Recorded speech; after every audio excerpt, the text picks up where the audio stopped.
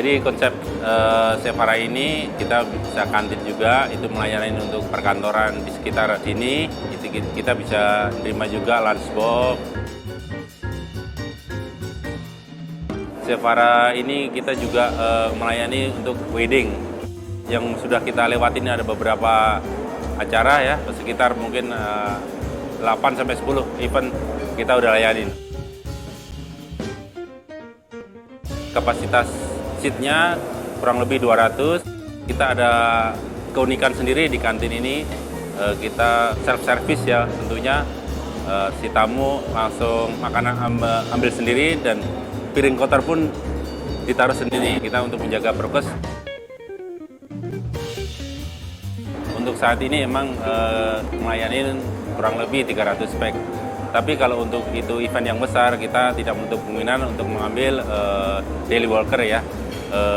Kalau untuk equipment dan utensil, kita udah siap untuk sekitar 1000 ke atas. Alhamdulillah kita sudah 100% lengkap ya. Jadi kita ada khusus untuk Chinese food, itu wok itu kita sudah ada juga. Dan juga kita sudah terlengkapin dengan adanya mesin dishwashing khusus buat cuci piring dan lain-lain.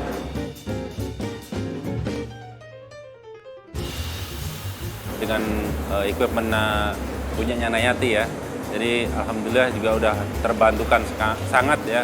Dari mulai oven kombinya, terus dari woknya, terutama woknya ya, modelnya bagus banget.